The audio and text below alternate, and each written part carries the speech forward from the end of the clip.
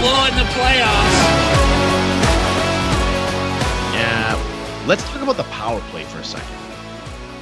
So the Leafs have been trying this 5-forward power play unit. And I have to say, I absolutely, positively hate it.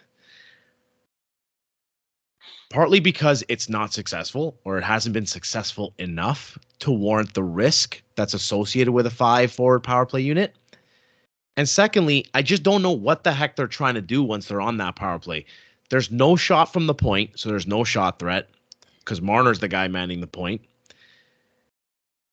You have Matthews, who's the best goal scorer in the league, and I don't think they filter the puck to him enough. I get that teams are trying to take Matthews out of it, but teams have tried to take Ovechkin out of the power play or tried to lock him down on a power play for 20 years now, and he still finds a way. They still find a way to get him the puck, and that's one-timer. So how is it that Matthews never has a one-timer on the power play anymore, or it seems very rare? And I almost just wish sometimes they would do like the second power play unit does, which is just take a shot and crash the net and try to get a rebound or something. Because what's happening right now, it just doesn't work.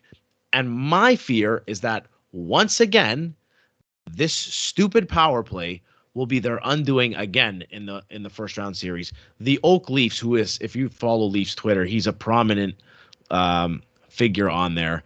He put a tweet up recently about their power play opportunities and successfulness in eliminating games in the playoffs. Let me just read through what these look like.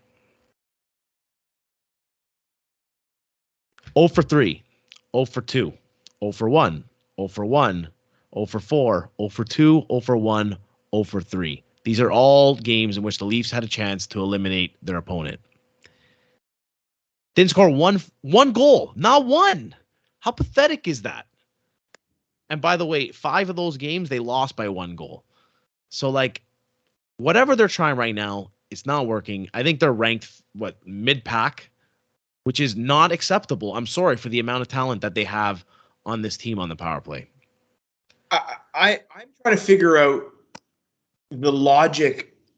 Not that it was kind of cool concept to try, but to stick with it, I'm trying to figure out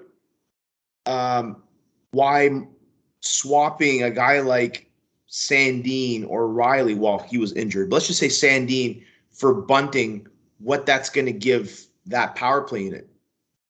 Bunting is not a shooting threat. He's a net front guy or a puck retrieval. You know what I'm trying to say? If you were swapping Sandin for, I don't know, insert defenseman with a big shot. Let's just say it's Connor Timmins. Let's just say, right? I can understand because you're trying to he's got a good shot from the point, but another forward like Bunting which moves Marner up top because he's the one flanking the umbrella right now at the top of the power play. He's not a shooting threat either. So you have one shooting threat in Matthews, who we know doesn't really matter. You got 3 guys on him. He's going to get that shot off. And Nylander on the other side, but you still miss that shot from the point. And that, to me, is a critical part of the power play. Like, they need a shot back there. They have to go out and find one. They need... Go ahead. Why not try Liljegren? He's got a decent shot. And word is that, like, when he was all throughout his years growing up and playing, he was on the power play. So why not give him a shot? I don't know. Maybe it's an ice time thing, Joel. He has been logging a lot of ice on the penalty kill side too. Maybe they don't want to overdo it. I don't know. It's not like the power plays. Those are taxing minutes. I don't disagree. Those are cookies. Like, come on. And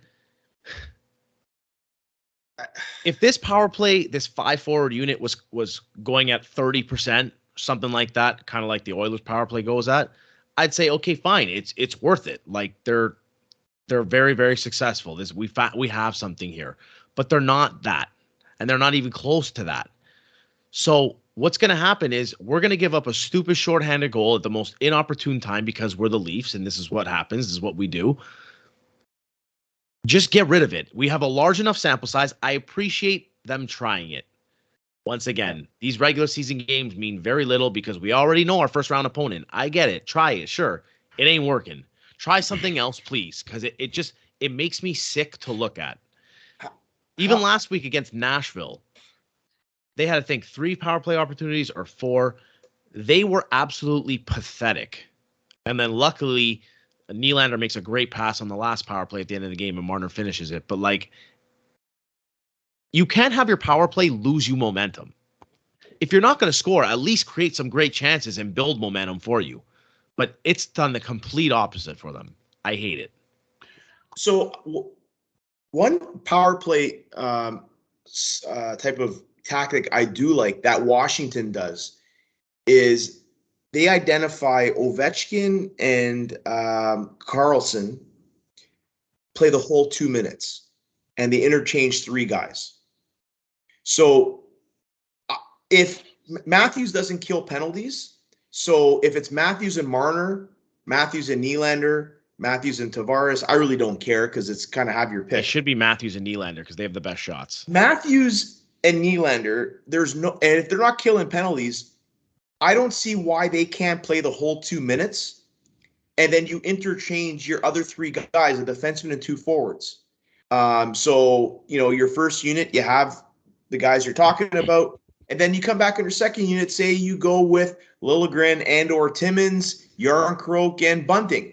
And you know what I mean? That at least gives it a different look. So you can start with your 5 or your top 5, and then go to a second unit that still has Matthews and Nylander, Matthews and Marner. That's something I haven't seen yet. I like that concept. You're trying to score a goal. You're not coming back with the Matthews line. You're usually coming back with Kemp, Aston Reese, and, Engvall. So why not? Give it a shot.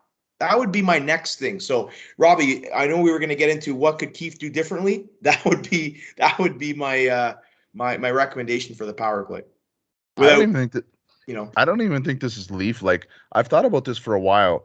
Power play is not taxing minutes. Like, it's not like PK. They're like not. PK, They're fun. you're 30. Yeah, it is. It really is. Like, we love playing power play, and it's honestly, you're standing around a lot of the time, maybe just like light movements. So I've never understood why teams, like, I was watching Boston, like the Boston game, and their first power play is buzzing, and the Leafs dump the puck and they're changing, and it's like, I know a minute is typically the shift length, 30 seconds to a minute, but for a power play, like Ovechkin just stands there, play the whole 2 minutes. Why not? He's your best scoring threat. Yep. Do you think it hurts the Leafs power play that they are the only team in the NHL without a 5-on-3? That hurts their scoring percentage. That certainly is Leafy, but come on, it doesn't. Teams, how many 5-on-3s could a team possibly have at this point of the year? Let's say 5, 6, 7, even that. You score on half of those, even 5 of the 7, let's say. How much really is that bringing your power play percentage up? Mm-hmm. I think there needs to be a little bit more diversity. I've always hated the bump back. I hate that as a zone entry. That's what every team does. I like it once in a while, but not all the time. But even in zone, it seems like it's always the same concept of just trying to hit Matthews on the dot with the. But they're not successful at it. That's what pisses me off. It's like. So I think at some point you have to start saying he's our best option. But there was a period of a couple years ago where he was out, and their power play looked better without him because they were going to different looks. They were attacking down low for parts of it. They were attacking up high. At some point, you can say he's our best threat, but we can also use him as a decoy. They didn't have him last week against Nashville, and the power play never looked worse. So that theory out the window. I think at some points, though, why not use him as great of a shooter as he is? You can make it look like you're setting him up on that dot, and that's fine. But then why isn't Willie getting one-timers? Like, one-timers are very successful on the power play. I feel like we're not getting any passes through the seams anymore. And yeah, credit the penalty killers, but like every team that's penalty killing against the Leafs manages no cross seam passes. I don't know. Are they too stationary? Like you got to move a little bit too. You can't, if you're not moving, you can throw 4 pylons out there that'll cover those seams. I don't know. Maybe this is a reverse of fortune. Last year they had the number 1 power play in the league, and they took a dump in the playoffs. Maybe this year they're just average, and they'll save it for the playoffs. Highly unlikely. Being very pessimistic tonight, but nonetheless.